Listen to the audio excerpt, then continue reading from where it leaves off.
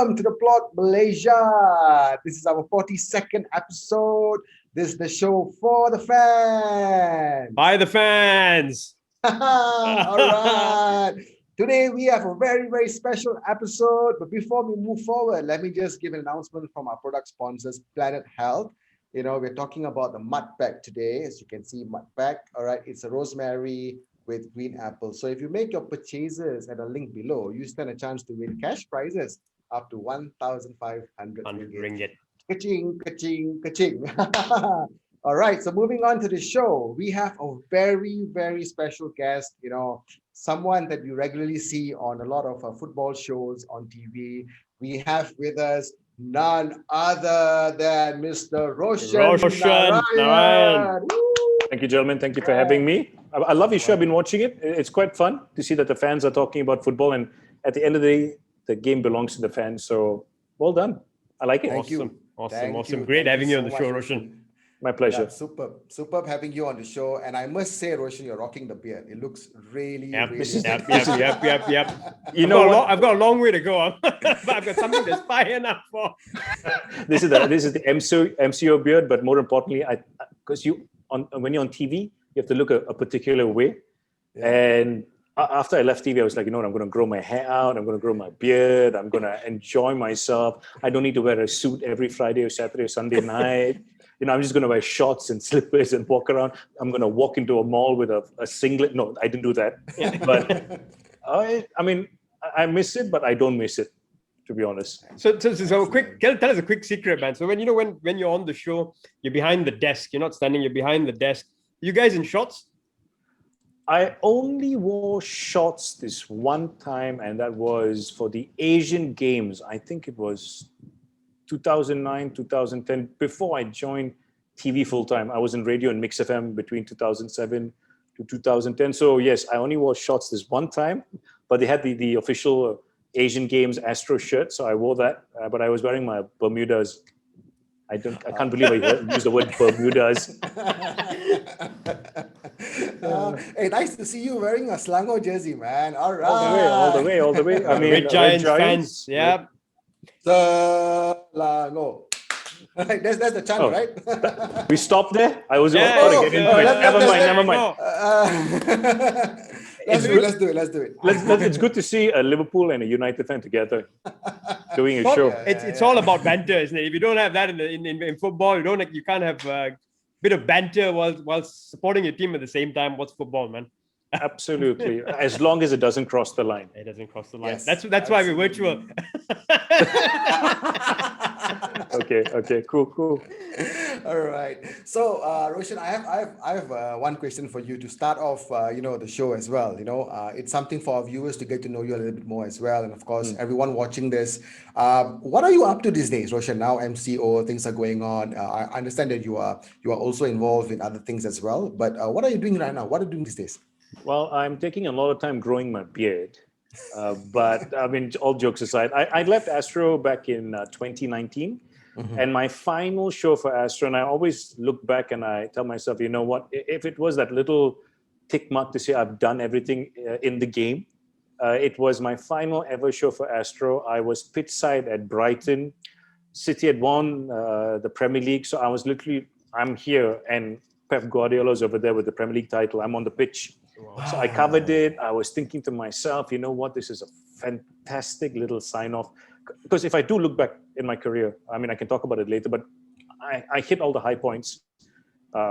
Final show, Premier League title, being presented to Pep Guardiola. I mean, I was in the studio. It's called a studio show. When you're in the studio and you're doing a game, we call it the studio show. I was in the studio when Leicester City were crowned champions of the Premier League. That's never going to happen. Let's be honest. I mean, I was pitch side in Paris when Beckham made his debut for PSG, and I will tell you something that everybody talks about Beckham. Was he good? Was he overhyped? I will tell you this: he was It was crazy, right? So imagine the field.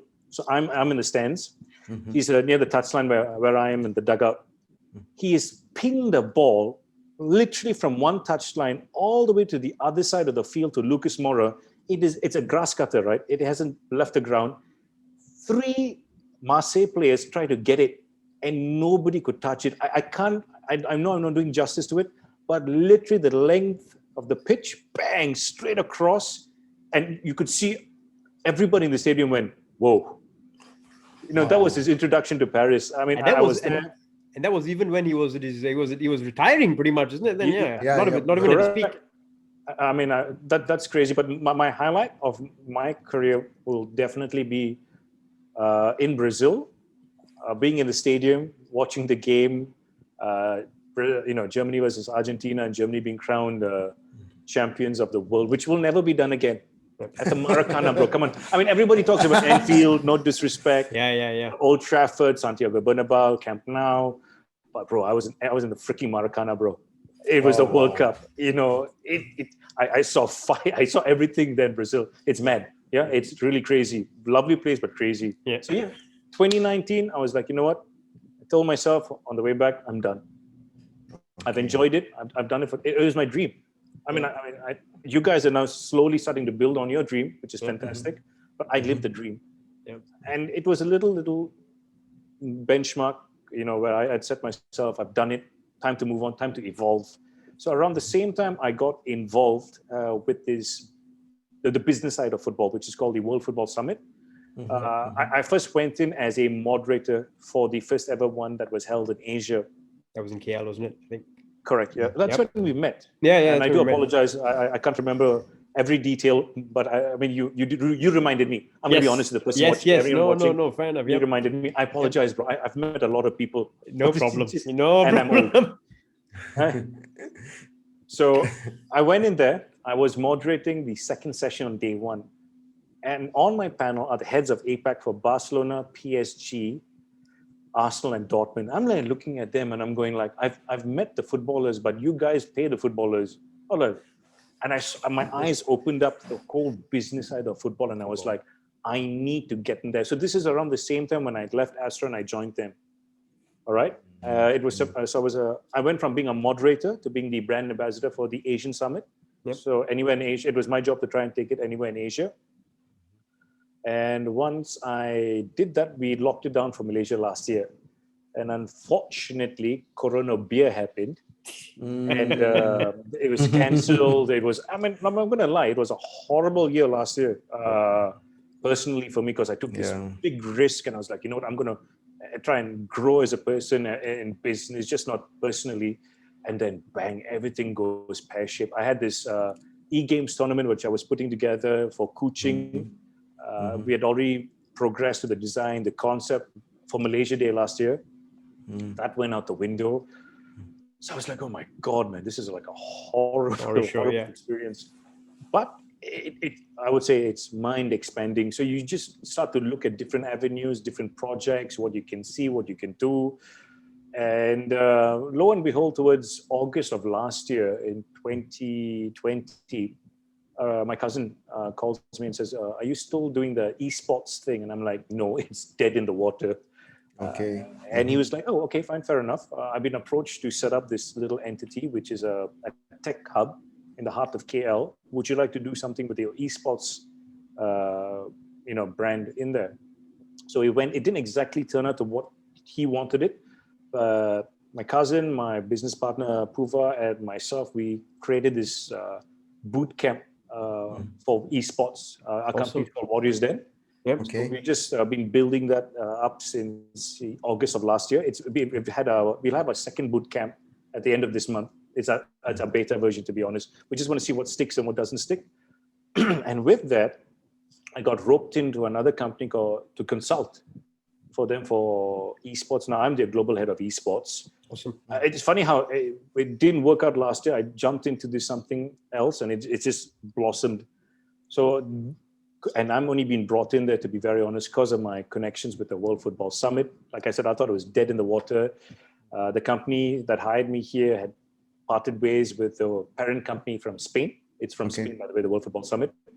And the boss from World Football Summit calls me and says, Roshan, would you like to be the point for Malaysia and at least Southeast Asia to bring the summit back?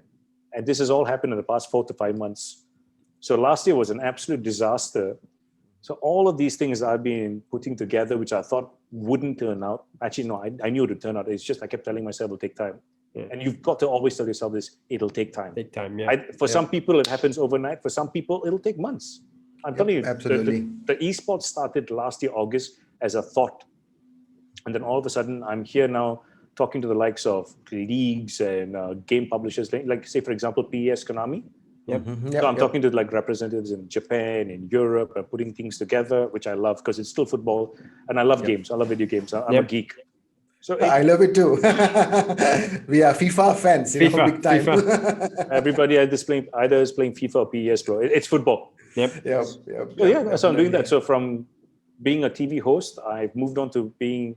So now for the World Football Summit, if I'm boring anybody, sorry. No, for the World Football Summit, I am the head for strategic partnerships for APAC. Okay, awesome. So that's one. I'm doing 2 esports projects. And I started this production house called In20 last year because I'm not sure if you remember him, but if you watch Kopitiam back in the day, his name was Rashid Kopitiam, Saleh. Yes. Rashid Saleh. So he's a very good friend of mine. He was on Astro Arena. He was on ESPN. He knew I was down and out last year emotionally, and he said, "Roshan, listen, buck up. Just do something. Put an idea together. Let's see what we can do." So that's how the show, which was supposed to be just something keeping me sane, called In20, was born. So the idea was to have a show for 20 minutes. That's it, because it's online.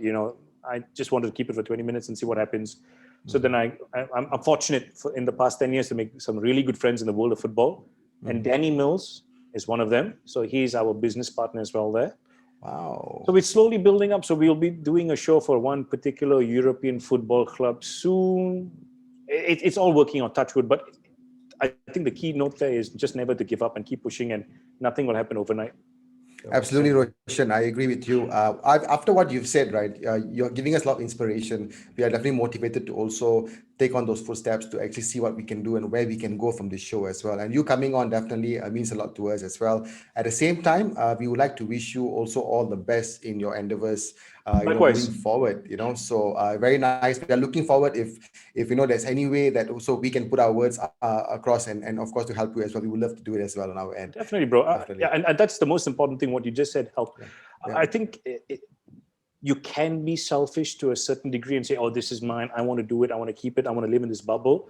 But I think, especially in this day and age, there's no working in silos. You have to work together.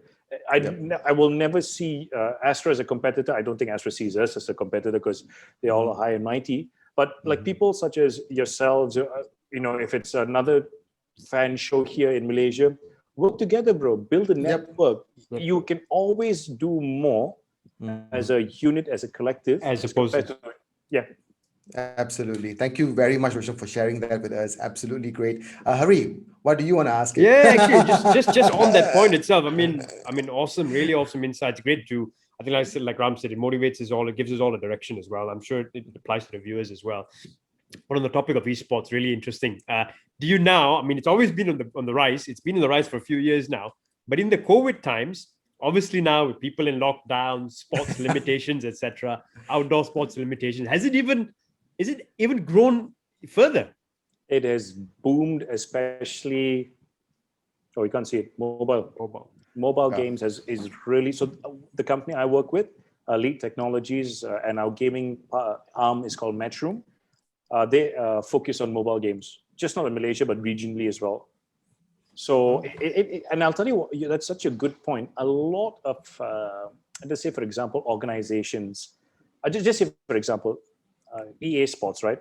Or PS Konami, they have these leagues, right?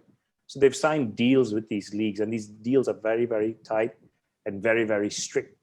And I think the one thing that all of these entities have learned, just not football, but all these sporting elements, be it in cricket, Formula One, basketball, they finally understood the power of esports last year. Because when there was no games, guess what were fans doing? But they were not in control of it, bro. It was the publishers that were in control of it. So that was, I think, a big eye opener for the business side of things for all of these people. Yeah, you do get money out of it, but your hands are like this. Because the game publishers control you. So it's on the rise, bro. Esports, it'll never go away. By the way, physical exercise is important. It's important. Yes, of course, 100%, guys. Yeah. 100%. I'm telling you, if you slap me all, if you don't run. Interestingly enough, Roshan, when you mentioned about how esports is growing during this COVID times, right? So I tell you a little bit I share something with you as well. When MCO first hit, I started a FIFA group. Okay. This is really interesting, by the way. Yeah. I started a FIFA group. So we had 5 people in the group. Okay. So it was me, Hari, and a few other my brothers, and so on and so forth. And then we kept adding people on. And now we have reached close to 100 people in that group. And we are just playing FIFA like every other day, setting up different mini leagues, mini tournaments, just for fun, and we really enjoy it. And we see a lot of people come together, and of course, keeping the sanity as well. I think that's the most important thing. And every day there's something to look forward to. Yes, there's work. Absolutely. Of course, we do have our jobs, but I think that really keeps us going, as well. And of course, you verified it by saying, esports is something to look for, and definitely, is going to grow. So kudos to you on that, Roshan. Well done. Thank you very much. So you got to evolve and adapt. And I mean, I've always been a gamer. I mean, my first gaming console was an Atari. So that might give you an idea of how old I am, but never mind. Prince of Persia. I can't give you names, but don't ask me names. But I will tell you this. During COVID, I was put into a chat group with some of the biggest CEOs in Malaysia. Big time politicians in there as well, and they all play FIFA for fun. Oh, that's interesting, man. And they are good. I am a noob there, bro. They are really good. I think they just given their account details to somebody else, and they're playing against each other. There's some things they're doing. I'm like, wait a minute, you're 50 plus. You don't have that kind of coordination. Wow, that's so interesting, man. Imagine. Of course, we can't mention names, but I can totally see that picture. But cool. Yep. It's interesting. But you're right. I think a lot of people don't understand this, that it does bring people together. Just like football always will bring people together. Same with esports. It's gaming. There is the over-aggressive gamer. Likewise with, you'll always have an over-aggressive footballer like your Roy Keanes and your things of that nature. But it's passion, bro. You can't replace passion. Absolutely. Awesome. Now taking it back to the sport itself, the outdoor sport itself, I've got to pull you back a bit, Roshan, to your time at Astro. Because obviously, a lot of us recognize you from then. It was fantastic. I think your journey there as a host, as an anchor. I think just want to pick your brains a little bit about your best memories during Astro. Maybe tell us a bit about that journey, but also want to know a little bit about that show, which became recognized across the region. Bola at Mamak. Wow! Yeah, man. Big fans. Yeah. Just tell us a little bit about that journey at Astro as a host anchor. Some of the better memories, but about that show as well, which I think got recognized quite well. I love that show. That show was something. It was ahead of its time, and that was the problem. It was way ahead of its time, and if it was done 3-4 years ago, it'll pop. So going back to the journey, I'll talk about Bola and Mamak. It was a fun show. I was in PR actually. I was in this company called Ogilvy. Yes. Many years ago. How I started off in this career was I was cleaning tables. I was setting up wires. I was a production assistant in this company called Planet Films. It was my first ever gig. And the reason why I started off there was I have a degree in IT, by the way. I have no idea how I got a first class honors, but now I just know how to push a button or Control Alt Delete. That's it. Don't ask me how I got that, but but my passion was always in either writing or television. This whole industry. Yep. I didn't know exactly what I wanted to do, so I was supposed to go sign up. So I finished my degree in IT. I was going to come back I studied in India, of course. I was supposed to come back, and I thought of signing up in this really famous advertising agency in Malaysia. And my cousin said, "No, you're going to start at the bottom, work your way up, learn what the business is about." So I started off as a production assistant, the worst job in the world, a lot of fun. Yeah. But if anything goes wrong on set, it's your fault. Even if you weren't even if you weren't at work, it was your fault. Your fault. Just think, if the sun didn't rise, it's your fault. Your It's fault, just, Oh. it was a good, humbling experience, but it was a lot of fun. It was just not worth the money at that point in time, because I remember I would work for about 2 weeks, but I'd just get paid on the day of the shoot, because I was just basically an intern then. It was not fun, bro. I was just getting paid like $500 and stuff like that, and it was a good learning lesson. That doesn't make sense, but it was a good lesson. Yeah. Then with those skills in England, I got a job in Ogilvy PR for a while. And then I took part in this reality contest on Fly FM. It was called Flydle.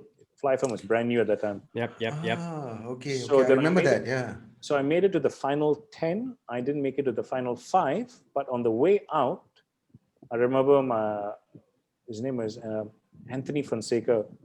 I don't remember his name. Anthony Fonseca pulled me aside and said, "Bro, you didn't win, but you got something. Would you like to come and just do news for starts?" I was like, I want to be a bit contra macho, bro. I don't want to say no. I was like, okay lah.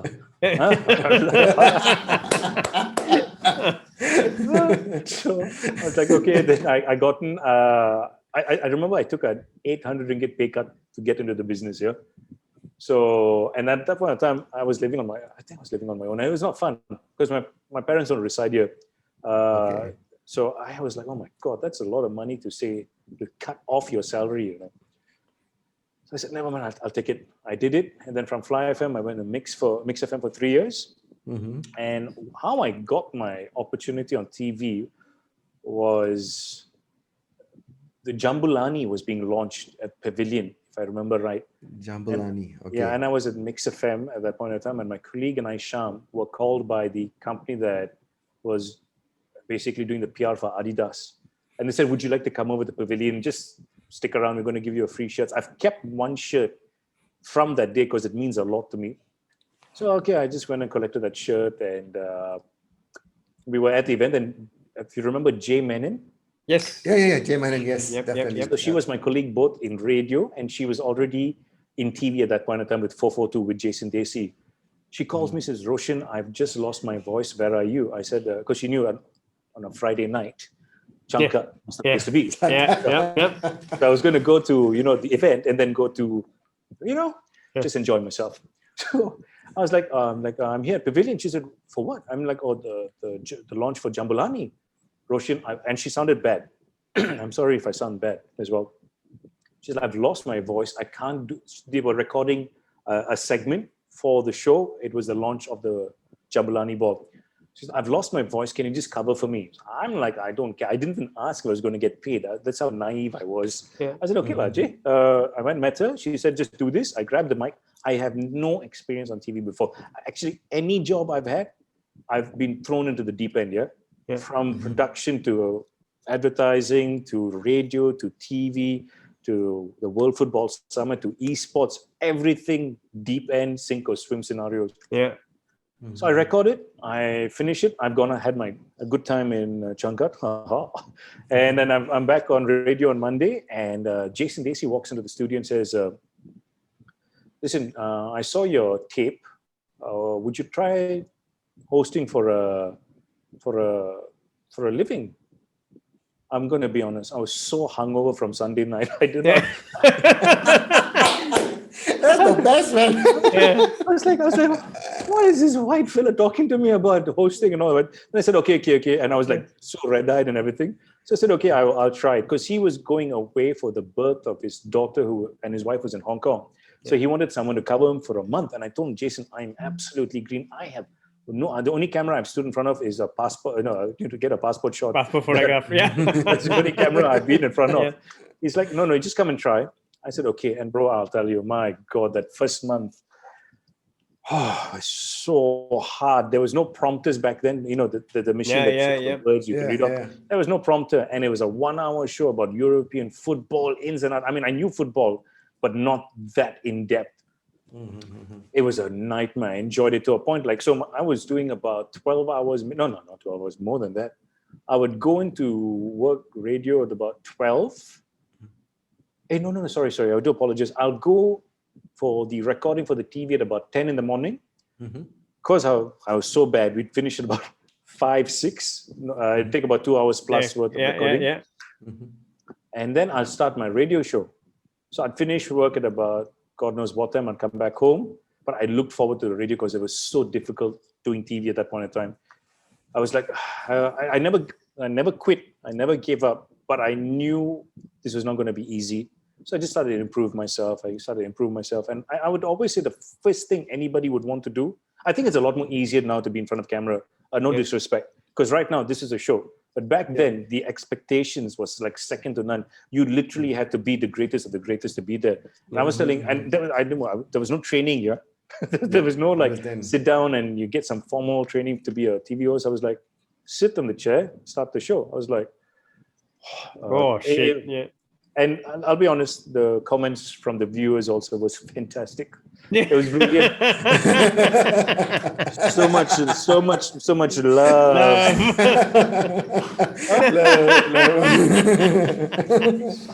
But so I'd always advise, if you really want to go into TV or this line of work, I know it's different now because of the cameras on your phones and your Instagrams and your TikTok, but grow a very thick skin. Yes, you got to grow. This is not for the faint of heart. This is not for the faint of heart. It is really hard. In Malaysia, at least, they will first hate you, then they'll accept you, then they'll start liking you. Yeah. Okay? That is the procedure. No matter how good you are, that is what the viewers will do. Yeah. I'm breaking the I'm breaking rule here and I'm telling you all the secrets. It is the truth. We appreciate it, man. We appreciate it. Especially more so in the world of social media now, isn't it? It's brutal, basically. You can't run away. You can't even run away. You can't run, and they'll record you and they'll put you on. So what I used to do is I used to put up my own clips and make fun of myself. Yeah. So I'll be like, trust me, I'm a professional. So I would reduce the blow, but people can be extremely mean. So that's when I started with 442. Then I did some hockey for a bit, and then I went back into TV. And credit to Jason as well, he made me work for my opportunity. So after that first big bang on 442 and the World Cup, I started doing reporting to start again. So I started reporting for 442, or maybe vice versa. I'm not sure which came first. I really can't remember. It's like 11 years ago now, bro. Yeah. So we started working out and how I would fit into the show. Then I became a segment on the show. And then that's when, after a year plus of doing it, I started to get more shows regularly. So you had the likes of 442. Yep. You had Bola and Mamak. Yep. You had Football Overload, and you had 442 Eurozone. So there was a lot of shows then. And I was fortunate enough, and I was always the junior most in every show. Yeah. So on Football Overload, I was number 4 on the list. So there was Belinda, there was Adrian, there was Jay, and then there was myself. And as time went on, I basically became lead for that show as well, because I was the craziest. And it was a lot of fun doing the show with Adam. Yeah. I tell you, he's also, he presents himself very, very thing, but he's a really funny guy. Reem was fantastic. Michelle came in later on. I personally, my favorite show at that point of time also was 442 Eurozone, because that was such a good show. I love European football. Yep. It was always, it was such an education even for me. I mean, I remember talking about Alexis Sanchez before Alexis Sanchez was Alexis Sanchez. Yep. You know, that was the hype. And as a football fan, to have that sort of energy and that sort of information given to you, and you learn and you read and then you present it, I loved it. It was, I think my eyes are getting bigger and bigger talking about the show. Yeah. I loved it. Football Overload is my crazy start. I got the Champions League at that point in time, which was fun. And I'll tell you why the Champions League was a game changer for television in Malaysia. But the one thing that really set me apart at the very early stage was Bola and Mamak. Yep. Oh my God. That was not supposed to be my show. Do you know that? Oh, it was not supposed to be a show. Now, I'm not going to bring up names, but there were two hosts that were already doing it. Yeah. I'm not sure what happened, and I don't want to disrespect these two people, but that show was given to me. Oh, okay. And I completely cut loose, bro, because that was my show. It was organized chaos. In your comfort space as well at the Mamak. I was Mama. I was grown up doing that, talking football at the Mamak. So yeah, this is your comfort zone. You're right. And the best part about it is it was so chaotic. I literally became a drill instructor at the same time a host. So there'd be like either Des or Orange Man to my left, and two other people to my left, like Ross and the guest. So whenever the camera was not on me, like say for example this, I'm actually in that time I'm tapping the guy on my leg. Or rather, I'm not tapping the guy on my leg. I'm tapping on his leg. His leg, yep. Okay, that sounded really weird. We understand. Yeah, we understand. Yeah. We understand. Yeah. So I would give visual cues. Like say, this is the hardest part about doing the show like this. Even if you want to talk to your partner here, if you like want to gesture to Hari, like come in or save me or something, you can't. Because you're looking at the camera. Yeah. And I can promise you, Hari's looking at you when to jump in, or he wants to jump in when he sees me talking less. But when you're there physically, you just look and go like, you just nod. It's like playing football. You want to make a run, you nod or you give a look to your partner and boom, the ball is there. Yeah.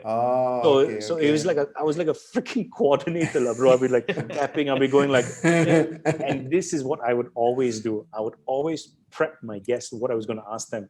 Because at times, back then, not now, and like I said, I'll tell you why the Champions League changed a lot of things and Bola and Mamak changed a lot of things. People were scared to say stuff, especially footballers, because they didn't want to get, a slap on the hand.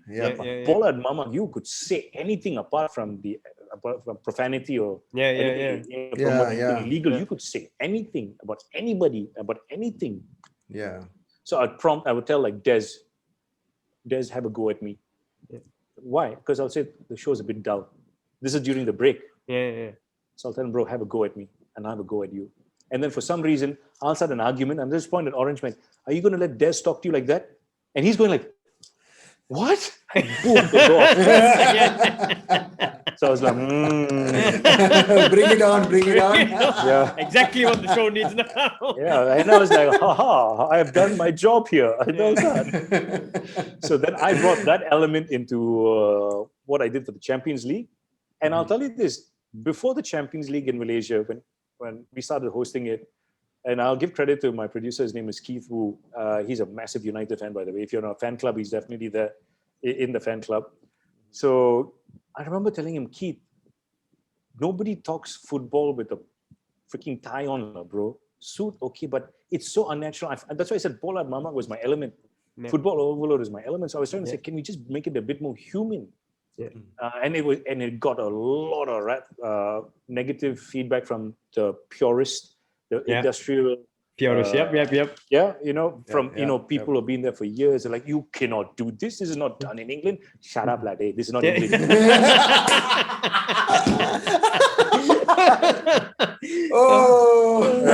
it's the truth. You have to cater to the local viewer. So there was a lot. I don't bring race into there, but there were a lot of expats that didn't like it from within the industry. We were like, no, this is how you do it. And it started getting a little more jovial. At times I took my jokes too far, and then Keith would go back and say, bro, this is not stand-up comedy. This is a football show. Throw it once in a while, it's okay, but don't be stupid. Noted, Keith. Which is true. Which is the truth. Am I being too honest? No, it's good. No, Please be honest. This is what we want to know. So okay, then we started joking. Then I started joking. That's I won't say joking, but I'll make it a little more lighter, make it a little more fun. Because when you're at 3:00 in the morning, bro. Yeah, you need to stay awake, right? You need to stay awake. The pundits are half asleep. And Keith was the one who brought the format of a 15-minute pre-show. Okay. Yep. And for that was in, out, give you the most amount of information you wanted, the ones you needed to know, and go into the game and have a long debate after the show's done. It's called post-show. Got it. Yep. Okay. So and that was a fantastic concept because I found it a lot more real. Instead of the first, the pre-show, you're talking about stuff that you already know, and something which I would always get negative feedback from the purists and some of the viewers is, oh, you're not using enough stats, or why didn't you refer to this guy who was, I'm like a John Dyke, say for example, who's fantastic. He's smooth. He was brilliant with his stats. When I used to watch football, when I used to watch him, but I would always tell these people, listen, back then, there was only SoccerNet, which is now ESPN FC. Yes. Where you could get your information to read with your stats. And even those stats were bare minimum. I'll tell you something, and I'll tell you how much of a fan I am. The Premier League, PremierLeague.com, do you know what was the first website for them? It was called For the Game. For the game. forthegame.com. So that's how much of research I did, and I used to read as a kid. Yeah. So it was going back and forth, but I never, if you realize it, I would only use stats. You know, when the show starts, you'll see the players walking in. Yeah. You'll hear my voice in the background. That's the only time I use stats. Yeah. Or when we're throwing to break, that's the only time I use stats. I would never use stats in the show because the place where I would always pick up my information was the fan forums. Okay. The questions which I would relate to, which I would also, because I was a fan, I used to put these questions in. Yeah. And I found that those questions the most relevant, and it was the most honest questions you can ask. Yep. So I never use stats because I will tell you this. This is about 2013-ish onwards, 2012, 2013 onwards. Yeah. You had the likes of Squawka, or all kinds. Yep. whoscored.com. Yeah. So if you're a football fan, which anybody would be, the moment your team has stopped playing, you have logged onto one of these sites. And you're checking out the stats. You're checking out the stats every single day. With these websites that started popping up everywhere, you had constant source of information. So in my thought process, which I used to tell Keith and my bosses and to them, like to guys like Nick, and the producers, I was like, I am not going to regurgitate. Can I use the word shit? Yes, you can. Of course. Go ahead. Go ahead. I'm not going to regurgitate shit. These guys have been reading minute to minute from the time the game ended to kickoff. There is no point me sitting here in the chair. I'm going to be a false empty suit. Not suit, suit. Yeah.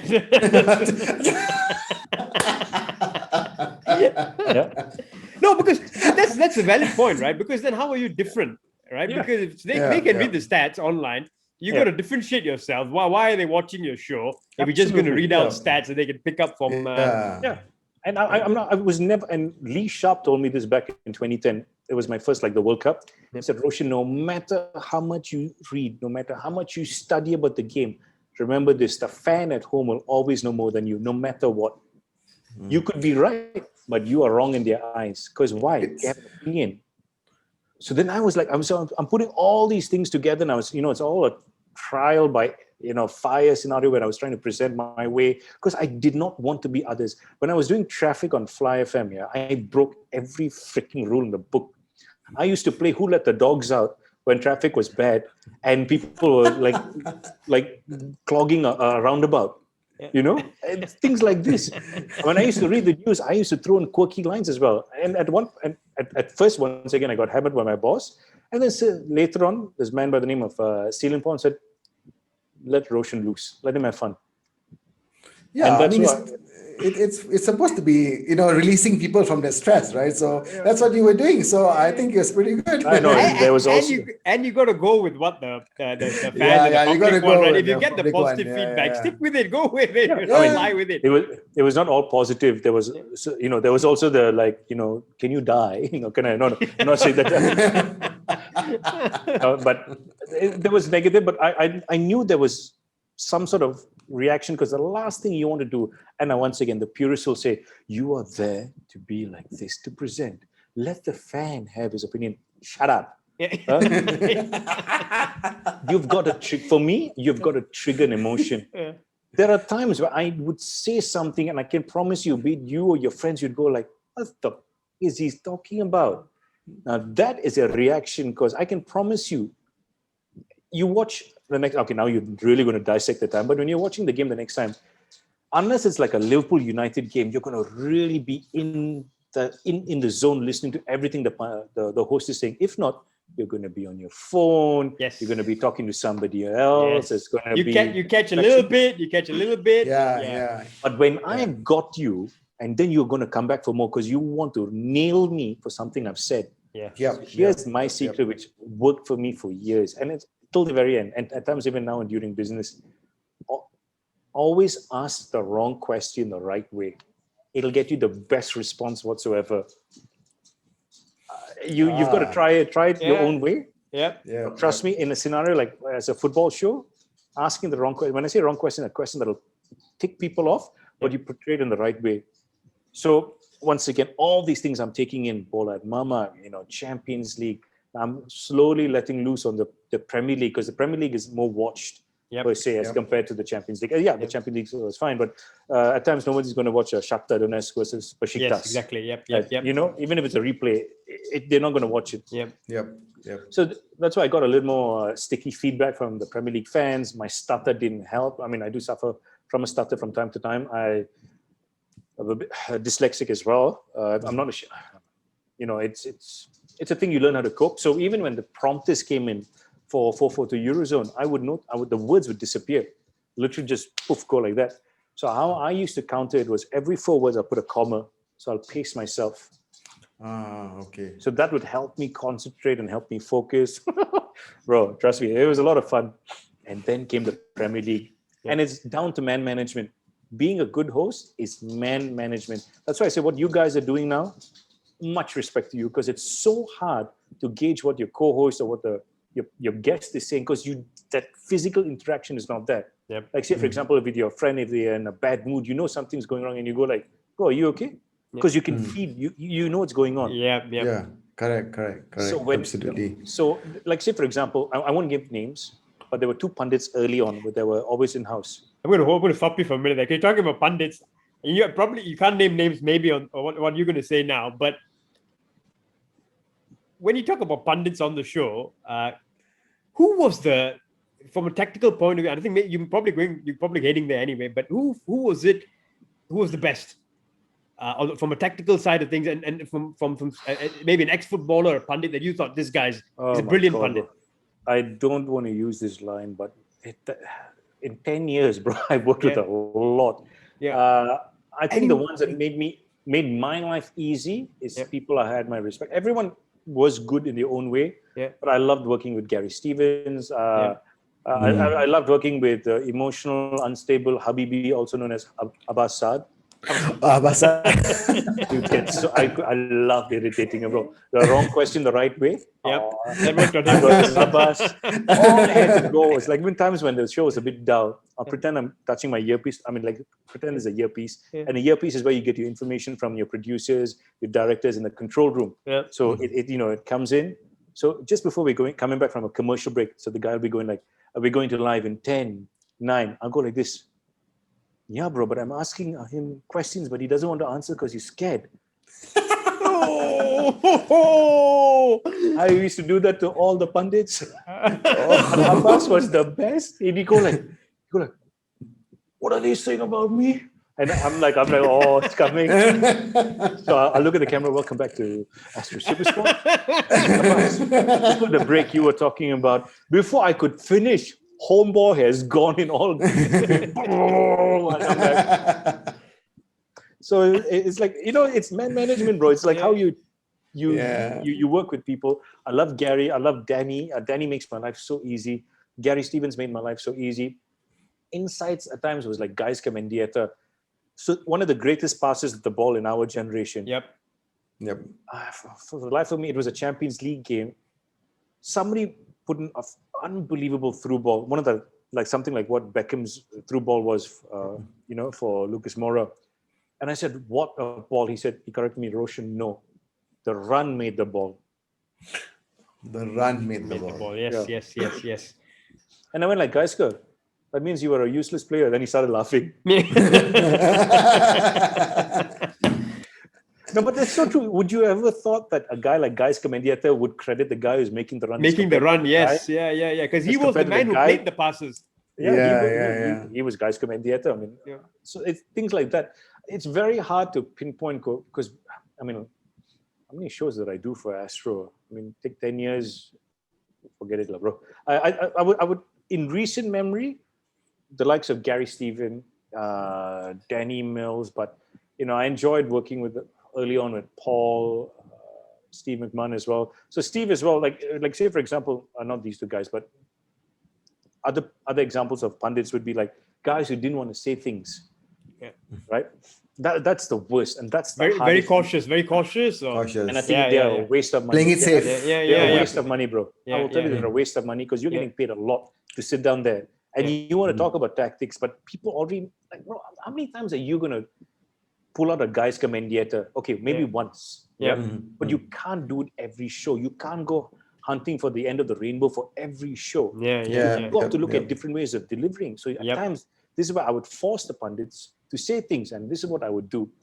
So just say, for example, Hari, you didn't want to say it, all right? You didn't want to answer the question. I've told you, bro, I'm going to ask you this question. So this is during the break. I'll tell you, I'm going to ask you this question. Have an answer ready, okay? Because I don't want to catch you off guard. At times, it's good to catch them off guard, but in my experience, early on, it was the worst because they wouldn't answer. They would literally wouldn't answer. They would go like, yeah, it wasn't good. That's it. And then you're like, oi. Talk more. Because when they're talking, my producer's giving me instructions for what's coming up next. I've had that experience as a viewer, right? So at times, it's exactly what you're saying, right? Where you've had a pundit. I'm not going to name names now, but you had a couple of pundits in the show, and then literally ask a question, and couple of words, and I'm like,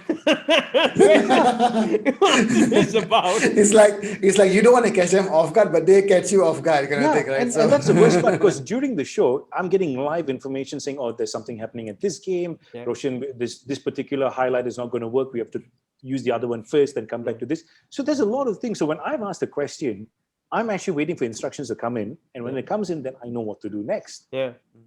So when Dunkov over here doesn't open his mouth more than 10 seconds, you're like, I'm getting information here. I'm like, and then you'll have that that's when you see a host suddenly go like this. They're getting instructions. This fella stopped talking, but I have to start talking. Oh my God, bro. So what I did was very simple. So some of these questions or some of these points, the highlights go up onto YouTube and Twitter, and they get all the recognition in the world that these guys said it. So I would position the question like this. Hari, you were telling me during the break that guys come in, could have put a better ball through, but he just refused to do so. Isn't that right? So I've actually given the point out through the question, so then he can build on it. Because I've said the horrible thing. Let him have the easy thing then. So he just builds on it. So I'll just say it wasn't that a bit wasteful? What is he doing there? That's not right. So I've given an opinion. So once again, the purists will be like, Roshan, you cannot say this. I'm like, hold on, Hitler. Let me talk to the footballer. So, and then you would build on it and build on it and build on it. So that's what I would always be, the dirty guy. And I would state the case. And this is why all the fans will get irritated with me, because I gave that point that he wanted to say, but he couldn't say it because he didn't want the bad rep. So he would say it, and then you start the discussion. It's fun. It's fun. And Bola and Mamak played a big part of that in terms of just manhandling people, and being off the cuff as well, being really off and the also, cuff. thinking on your feet, a lot of stuff, and things it was like organized chaos, bro. But I loved it. And I think the only thing I miss from not being on TV is the fact that, when the game starts, you're sitting in the studio with the footballers and you have casual chats with them. So you end up talking about their families. You end up talking about, things like, as long as the mic is off. Start talking about a lot of things, and some of them are really funny. Who's the most humorous one? A lot, bro. Again, times I know lots in your time, but have maybe a couple of names. The funniest show I ever had was, and you would never have thought of it, neither would have I, Marcus Allback and Christian Ziege. Two of the most, you think they weren't going to be funny. Especially Ziege, German as well. Ziege looks so calm, he's so relaxed. Oh, we were at stitches during the show when we were watching the game. It was crazy. It was so funny to a point when the producer came, because 2 hours we didn't stop laughing. From before the show started till the show ended, we were just laughing and laughing and laughing and laughing. It was just fun. Oh, that's good to have. That's really, really good. Sorry, go ahead. No, I was just going to say, because you mentioned that, I have to say this, that from the time that we started talking to you until now, we've just been enjoying ourselves. It's been so we're having fun. A blast. We're having a blast, man. So thanks to you, Roshan. That's the thing. You need to make it enjoyable for the fans. So the rule of thumb is, you don't have a right to an opinion. Yes, I do. I've invested my entire life as a football fan to watch as many games as I can. And what I say represents what the viewer is saying. Yep, absolutely. By sticking stats down your fact, by asking generic, safe questions that is so disrespectful to a football fan. They would always come back and say, oh, but you've got to explain it to the fan that doesn't watch. They're not football fans. They only come for the World Cup. They only come for the Euros. They come for that one thing where they have to be cool on social media nowadays and say, oh, I'm watching this match. Yay. Go Chelsea United. Shut up. You know? Sorry. We are the two fans. If I triggered an emotion from you, my job was done. Yeah. I understand. By the way, I when I keep saying shut up, I'm a nice guy. Yes. No worries. We know you're a nice guy, man. No worries. One last one on your time at Astro, right? You've obviously conducted a lot of interviews as well during your time at Astro. You ran a lot of interviews with a lot of interesting personalities, football personalities, coaches, players, maybe active players, ex-players, stars of the game, maybe some of your idols as well. Which one was your best? That one which got you awestruck. I'll give you something even better, bro. Yeah. The most awkward interview I ever had. Okay. Yep. The best one. Every interview was a fun interview. Yep. But the most awkward interview was I was going to interview Arsene Wenger. I had still not started hosting, so I was doing my reporting, and my boss Jason said, "Go ask him a tough question." I'm like Jason, this is a pre-season, Jason. You know, he's here. I don't think he's going to want something that challenging. He said, "Oh, no. You are a reporter. It is your job not to make their life easy. You're supposed to ask the question in order for the show to look good." I'm like, okay, don't make me do this. Don't make me do this. You know what we asked me to go ask? You haven't won a league title in years. Why? Oh. And I saw Arsene Wenger's face change. At that point in time, it was like, bro, s'il vous plaît, merci beaucoup, oui. The sweet is so late. Oh God, I was like, you could see it in his eyes, man. I was like, oh God, bro. But like I said, your job is to get the best out of the pundit, whether they're a good pundit or not a good pundit. You're in charge.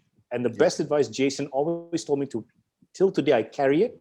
Because the first time I actually went for an interview was the EPL All-Stars or the Masters tournament, sorry. Yep. When they came here years ago, the first time they came.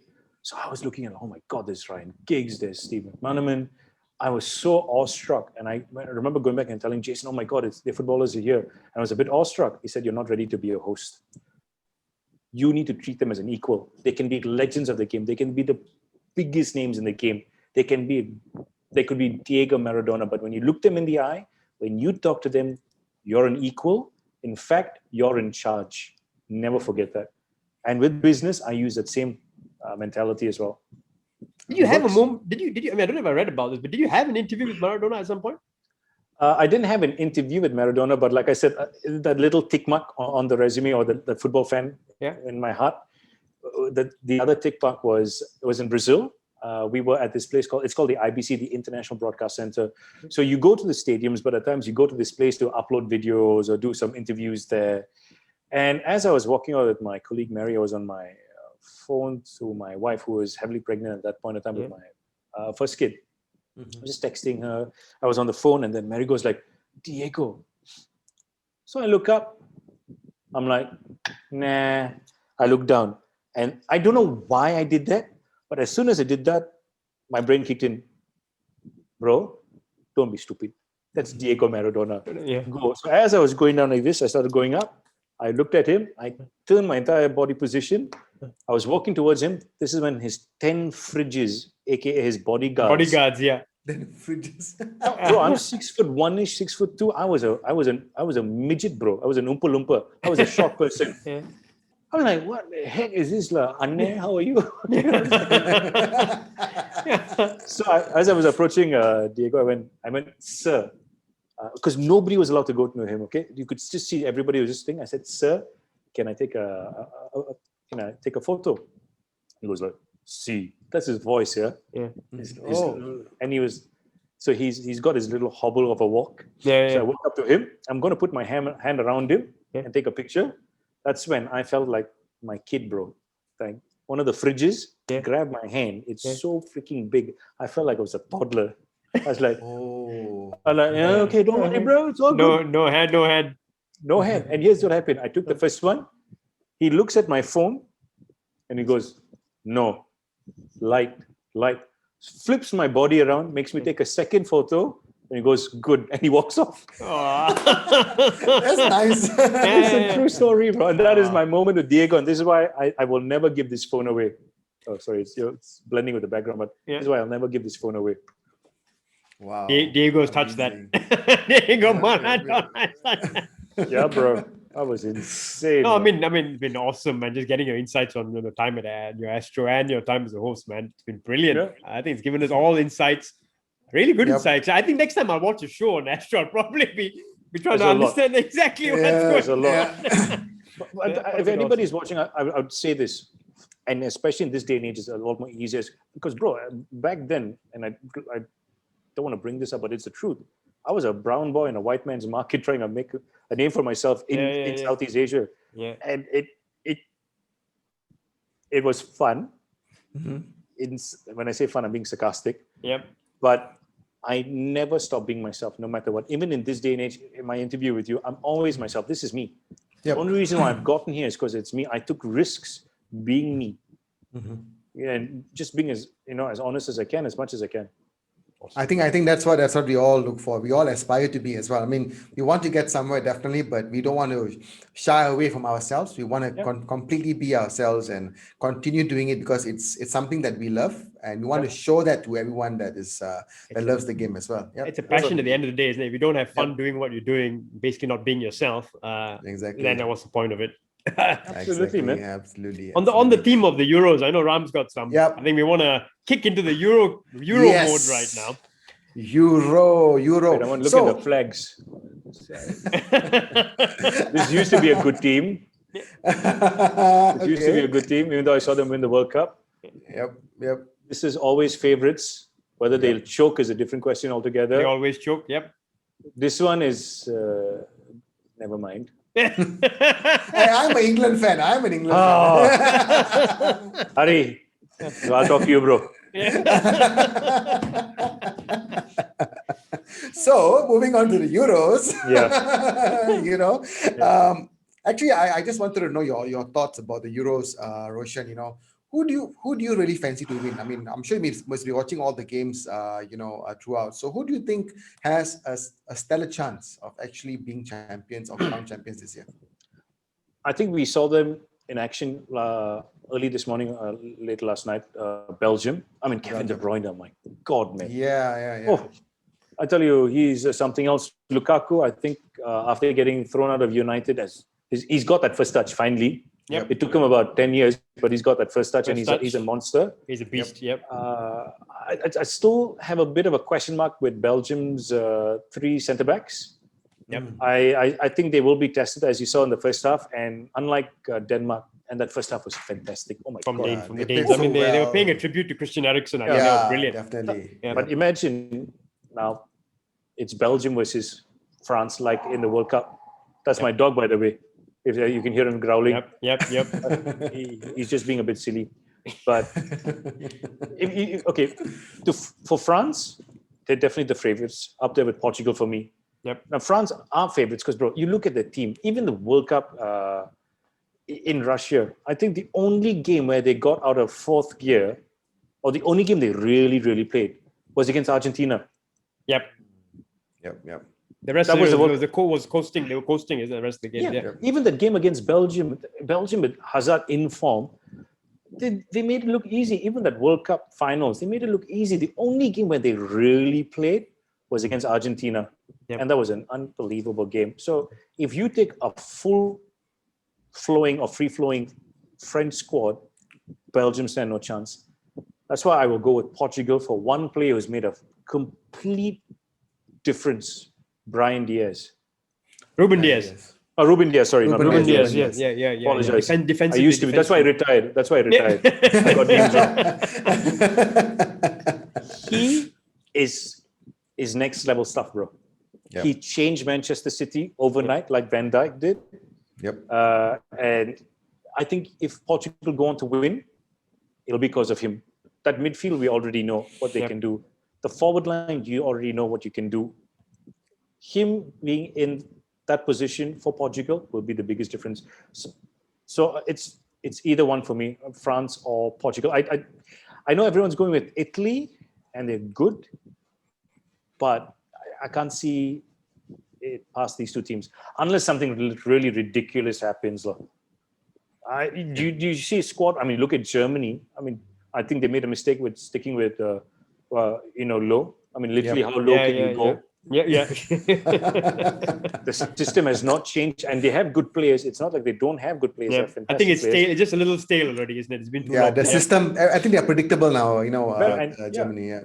And I was heartbroken that the Dortmund legend Marco Reus wasn't in the squad. So that literally, I switched off for Germany right there. Yeah. Despite Hummels, who should retire as well. I love him, but I think he's past his best. Yep. So this is why when a new manager comes in, you make these changes. Yep. Right. And you're right. The system hasn't changed, and that'll be Germany's biggest downfall. If you really want me to say it, I'll say it for you, bro. England. I was going to ask you about that. Yep. Everyone talks about them this time, right? They talk about them before any big tournament, but this time there's this big hype, isn't it? The second favorites behind France. England always has a hype. Great squad of players. What are your thoughts on that? I've said this in the World Cup last time around, and I'll say it again. The last time I said it on TV, and I'll say it on this show. He's got to start Sterling off the bench. Give the guy a break. Yeah, he scored. If he didn't score that goal, it was a horrible show. He had. You watched the game, right? Yep. He was so poor. I mean, some of the players were poor as well. You put him on the bench, bring him off the bench. You know why? You give him a bit of respite. So he comes in as your hero. He comes in with that energy going like, you dropped me, I'm going to prove you wrong. Yeah. And when you keep playing him like he did in the World Cup, okay, fine. He's going to do the little run of his, but there's no end product. Yep. That's like, you're trying to reverse park, but you've been just going back and forth the whole time, but not parking finally. Yeah. So who would rather start then instead of Sterling? So, I mean, right now, you have to go with Sancho. Why not? What about the Jack Grealish? Grealish, This is the second coming of Gaza, for example, and all that. Yeah. Okay, calm down. Yeah, that's what's being said. I think if Phil Foden, I'll put Phil Foden up there. Yep. I would, and you saw the game for England. Harry Kane kept dropping to a point he was literally out of position every time. The ball was supposed to be placed up front. He wasn't there. He was dropping. Yep. Trying to look for the ball. So this is what happens. I would go with the Harry Kane, Grealish, Phil Foden, and Sancho. Keep two holding midfielders, which they have done, Rice and Phillips, and go 4-2-3-1. That formation, wow. But Trippier on the right, huh? Yeah, you're not on the left. Yeah, not on the left. I was like, Kyle Walker, no, bro. Bring in Luke Shaw, have a bit more balance. Yep. Or Chilwell for that matter. Yeah. Chilwell, yeah. I will still go with Shaw. I think defensively he's slightly better. I mean, Chilwell is a good left back, but I will go with Shaw. Sure. Well done. Well, I agree with you as well. No, 4-2-3-1. 4-2-3-1 for England will work. Those three behind him, fantastic. And then bring on Sterling. Bro, you've got so much talent. We've been covering the Euros for a few days now, and we've been really impressed by the Italians this time, man. Yeah. It's so refreshing, bro. They're not the defensive. They're not a defensive Italian team of old, Catenaccio and all that. Oh, yeah. They're going front foot, attacking, pressing from the front. A lot of young talent in there as well. And that's the key. It's fresh, unlike Germany. Exactly. It's not stale. It's fresh. It's nice to watch. The thought process is different. You're right, and that's the fun thing to watch. But Italy, France, that's the problem. Yeah, that's the big question mark actually. But if I was asked this question, I think I would love to see Italy beat France. I mean, it would be so nice to see that happening. But in reality, probably France have more bite in their teeth. Of course, with the experience that they have. I have a question for you. So you see Pogba, man of the match. Yeah. And then you got Scott McTominay. Sorry, I'm not a fan. Don't get me wrong. No worries. No. Okay, I know I'll get a lot of hate for it, but I don't care. He's the most overhyped footballer in the world. Yep. Bro, I mean, the number one thing is, hey, bro, you've never played the game. How do you know what you're talking about? You look at Schweinsteiger on and off the ball. when he was alone in midfield, he would make himself as wide as the midfield as possible. Just that one person, because he knew how to mark space. Scott McTominay has the worst sense of positioning in the history of football. Sorry, bro, but that's the truth.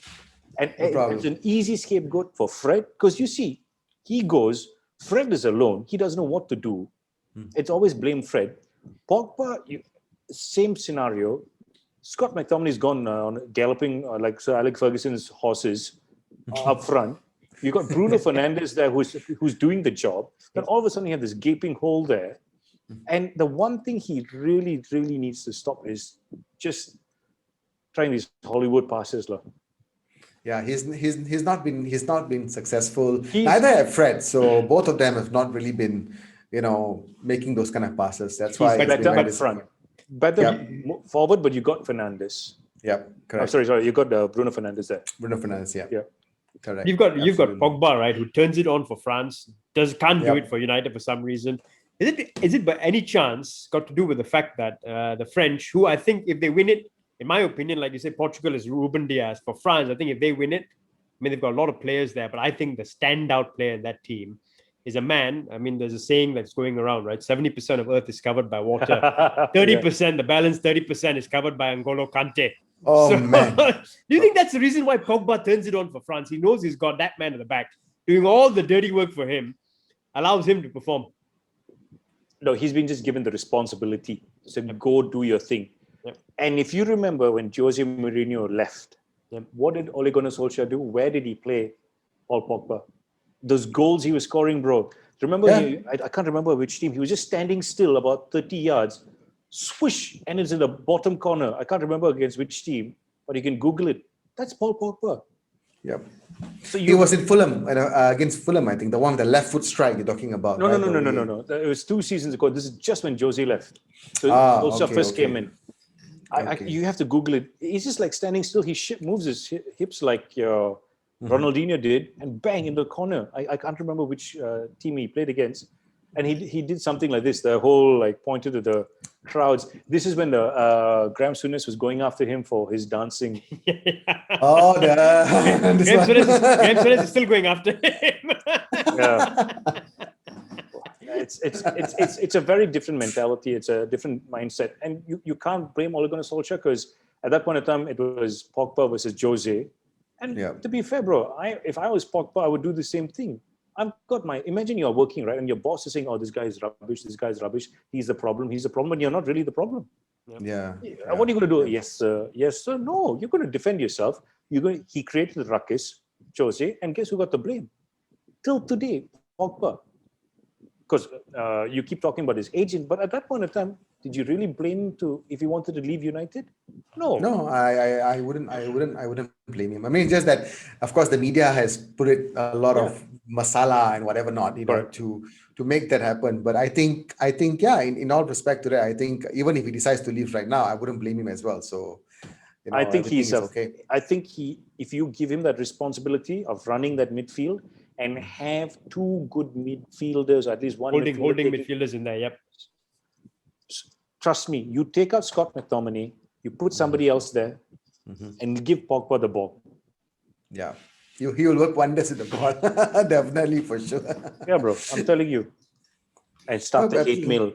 No wonder Roshan left TV. Thank God he left TV. How can you say that about Scott McTominay? It's all true. It's true. I agree with you. 100%. No, nothing against that, because even I feel the same as United fan. Okay, so you've mentioned the top contenders. So you say it's between France or Belgium. Okay. Yep. I just want to know if, of course, if there's any players, in this tournament so far. Now we are on match day 7, going into match day 8. Any players up to this point that you can say, wow, has been very impressive in your books. Especially any young players, anything that stood out for you, basically. Yeah. I can't go past Kevin De Bruyne for one reason. I know he's not young. Yep. But that instant impact when he just came on and he changed the game and he made it look so easy. Yep. Speaks volumes of him. In terms of players, bro, it's only... I'll wait till the second round of games, and I will. Can you hear a baby crying? Oh, Yeah, that's I nice. can hear. I can Yeah, hear that's a something. baby in my condo. Don't worry, it's not a hantu or anything like that. But I'll throw in a name, Roshan. okay. The man who scored probably the goal of the tournament, Patrick Schick from Oh, Czech. Two yeah, but outstanding goals as well. So someone to keep a lookout for. it's one game, bro. Yeah, Like I said, yeah, it was good. He did take his opportunity, yeah. but like I said, with this modern day problems, and this is how Scott McTominay, I'm sorry once again, Gets made a hyped name up. for Yeah, himself.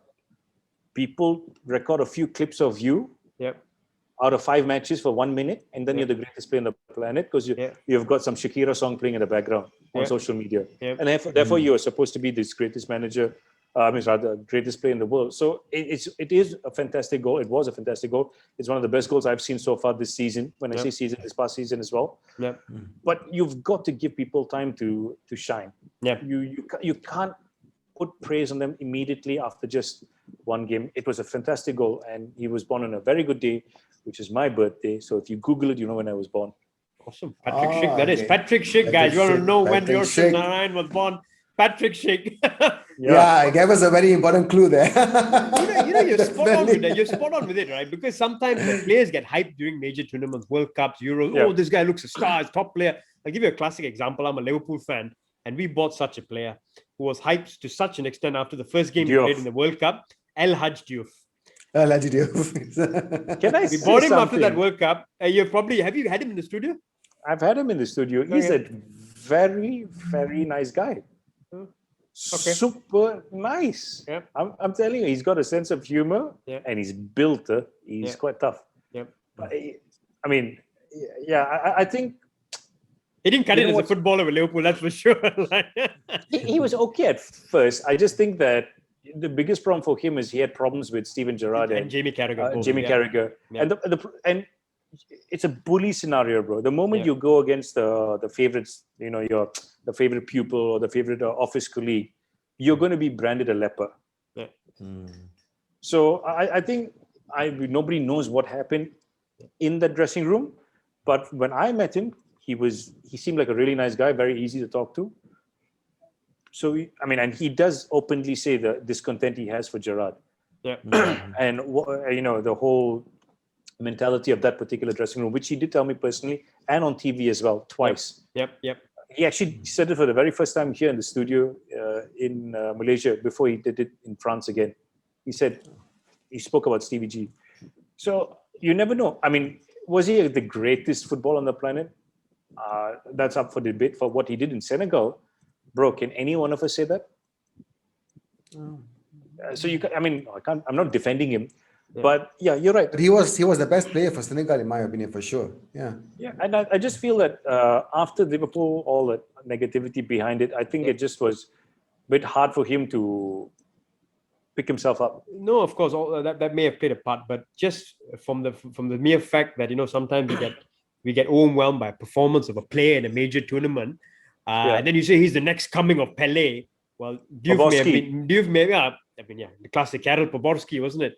It's a good example. Oh, Podolski you're talking about, is it? No, Poborski. Karel Karel Poborski, yes. the Czech player. Yep. So there's been so many classic examples. Like I know when we bought Diouf, that season we bought Diouf, we didn't take up an offer to sign Anelka on permanent basis. He was on loan at Liverpool, and Houllier opted to sign Diouf instead of sign Anelka on permanently. And the rest is history. Like Houllier didn't have a job a year later. So, well, that's what happens. Hey, you also signed Andy Carroll, bro, for a lot of money. Yep. A hell of a lot of money. Don't remind me of that one. But the guy who came along with him turned out to be class. Was class. Suarez. Luis Suarez. Yeah. Luis Suarez. He's next level stuff, bro. Yep. Yep. Have you watched him live? Yep. Luis Suarez, I don't think so. Okay. I don't think I watched him live. No, definitely not Luis Suarez. But I've seen a lot of players live. I've seen Cristiano live against Racing Santander at the Bernabeu. Yep. That was quite cool. Zlatan is different. He's got, when he walks, and he's on, it was the same game for PSG. He's just got that swagger, bro. Swagger about him. Yeah. He didn't do anything for like 86 minutes. And in the 88th or 89th, this is the game between PSG and Marseille, he scored the winning goal. And I remember him, he was doing this to, what's his name? To Carlo Ancelotti. He was just talking to him like this. And you're like, you can't talk to your manager like that. But Paris was crazy. I'll tell you why. Because, like I said, I experienced it all. I experienced my little mini football riot in Paris. So we had all gathered at the hotel. This one set of journalists from one particular country went out shopping, was late. So the entire delegation of, this bunch of journalists, including myself, we were late to go for the pre-match press conference. And I remember telling the person who was in charge of us, I said, we need to go now. We're missing this. I'm at the television channel, a network. We need footage. We're not like journalists like the other people who need pictures. We need a camera there. So we said, okay. So we went in there. We were walking. And then we came up. So it's basically just less than a kilometer's walk from the hotel to the stadium. That's how close it was. All right. And it was just nice, chilled weather. We walk, we come up. Riot police have set up barricades. So these guys look like Batman, yeah? So the whole body armor, apart from the cape and the mask, everything else was there. So we were trying to explain to him, we are journalists, we have to get to the stadium, the Carlo Ancelotti's interviews that we've got, segments ready to go. And they're saying no, because they don't speak English, and they're trying their best not to speak English because they don't want to converse with us. So we were the first ones there. And guess what? The person who was chaperoning all these media, these journalists, right, couldn't speak a word of French as well. Oh. It's like Dumb and Dumber Part 10, sign language. We're trying to, use a phone. So then as time went on, people started getting closer and closer. The crowd started building up. So imagine this really long road, right? Easily about half a kilometer, just more than a kilometer long.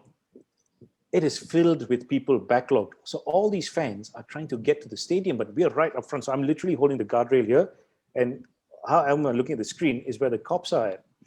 So then I'm like losing my patience because we've definitely missed. And I just went like, what is going on? Why aren't we allowed in? And this guy comes up to me from behind me and says, Monsieur, you have a question. I turned around and I'm like, I nearly shat myself, bro. I'm in the middle of the PSG Ultras. Ooh. All their Lacoste hats and their sweaters and all. And they're all such nice guys. Literally. They're like, do you know what's the problem? I'm like, no. For the first time in 5 years, the Marseille fans were allowed back into the stadium because there were really violent clashes between PSG and Marseille fans before any game, or especially getting into the stadium. Yeah. So he's pointing down the road and can you see all the police running there? Yeah, the Marseille fans are creating trouble over there. So they're all getting locked up. So these people are getting upset. We're all joking. We're joking. Then you could see it was getting tense because now it's easily about an hour's worth of wait. So we're like literally about 15 minutes from kickoff, right? So this is, you don't do this because you create like a stampede kind of a thing because people are trying to rush in. But then they're like, no, don't worry. The game has been delayed. We'll start. Then it happened, bro. Some guy screamed from behind me. We looked. I see a bottle flying.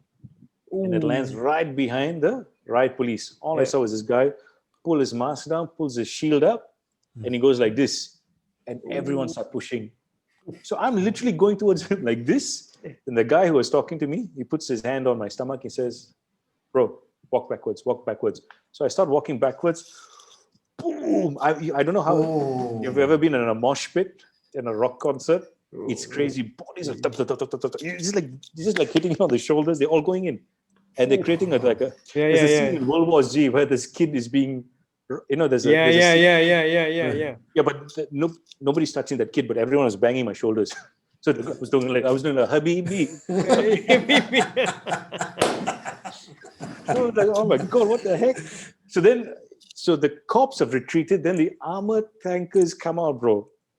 The armored police vehicles come out with all the spray and everything. Then I can hear my friends screaming to my right, Roshan, all the other journalists. So I'm just like doing riding the wave. I'm like doing the hippie shake. I go all the way to the far right. Then I stand on someone's house's doorstep. About like 6-7 of us all just like jam packed. And the crowd just starts pouring in. And then they finally, the police give up. They control it for a bit. Then they open up and let everybody go. And so I told everyone, just let them go, because they were really pushing here. So we went in, I watched the game, and the following day we got an interview with Carlo Ancelotti, which, now to think of it, was one of my highlights, because we were not supposed to get that interview. we were done. I was quite disappointed because we were like, there's nothing there for us. So we are out shopping, and then suddenly this head of comms calls the lady in charge of us, says, "Come back right now. I've got Carlo Ancelotti for you." So, We're like, "Oh my God." So we turn the car around. We're driving back. I'm there. I've not prepped any questions, right? Because this is just like, so I'm thinking, so I have my questions ready. I take off my jacket. I'm about to take off my jacket, and I realize I can't use the shirt I'm wearing for an interview, because on the shirt it says, "Why are cold beers better than women?"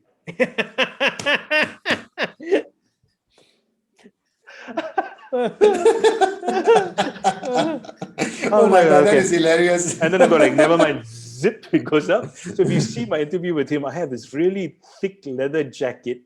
I'm asking questions with Carlo Ancelotti, and it was one of my best interviews because it was just all off the cuff, and it was so smooth. And that also taught me a good lesson, just to chill, relax, and not overthink. Ask football questions. Wow, absolutely. awesome, bro. Some great experiences. Awesome, Some wow. awesome, great experiences and insights, man. Roshan, we can't let you go off the show. I mean, it's been brilliant, like I said, having you on the show with a lot of insights, a lot of advice for us as well, I'm sure, for our upcoming episodes as hosts. But yeah, I can't let you go off. You've got a Selangor jersey on. Now, I grew up supporting Red Giants also in Malaysia. We all did. Yep. So, your all-time favorite Selangor player, man? One name. For me, I met him recently at the stadium. His name rhymes with a superhero. Rusdi Superman. Rusdi Superman. Yeah, I love him, bro. He was, soft spot for him. Asman Annan. I used to like Asman Annan. Yeah. And personally, right now, a friend of mine by the name of Brendan Gunn is in the team. Yep. So I'm cheering him on as well. And so, it's just those names that come to mind, bro. Wow, awesome. There was, as a kid, come on, man. As a kid, you heard that word, the name Superman. Superman. That was. Man, that was brilliant. Superman. Yeah. Superman. I was like, ooh. I was like. That's right. Well, Roshan, I have to say, it's been an absolute pleasure having you for the hour, just sharing with us your insights, telling us about the Euros. And I think most importantly also, we have definitely learned a thing or two from you as well in terms of, what do we do moving forward as a football fan show as well. And of course, you being a football fan, it's so nice to know that, you are also, of course, enjoying yourself with the Euros, despite the challenges, despite the times that we have in MCO. We definitely wish you all the best, of course, in your time at home, spend time with your family, and of course, enjoy the Euros. Hari, you want to say anything before we go? No, man, it's been like an absolute pleasure, dude. And all the best for a lot of the initiatives you have ongoing as well with esports, with World Football Asia, etc. And yeah, we look forward to having you again, man, at some point. Yes. I'm sure in the future when we preview a game or something. And you know what? It may be good to have you once things are opened up again, and maybe we do a show like this at a Mamak. Hey, why not? Why not? Absolutely. I'm game. Gentlemen, I think what you guys are doing are fantastic. Keep doing it. Keep inspiring. At the end of the day, somebody watching you're going to inspire a kid. Hey, wait, I can do this as well. Why not? Just give it a try. Keep going. Keep evolving, and keep working with people. And definitely, why not? Let's work together soon. Definitely, Roshan. Awesome. Absolutely. It's been an absolute pleasure once again. Thank you so much for having us. So, Hari, you want to sign off, or do you want me to sign off? You can sign off, bro. Okay. So once again, Roshan, thank you so much. But before we go, Pleasure, thank you so much once again. Just a pleasure. Of course, I just want to share with you our product sponsors. Planet Health. We're talking about the mud pack, rosemary, and green apple. So you stand a chance to win cash prizes up to 1,500 ringgit if you make your purchases at the links below. So signing out from the plot, Malaysia. This is the show for the fans. By the fans. Euro.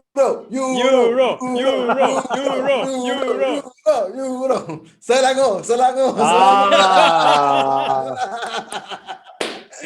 Cheers.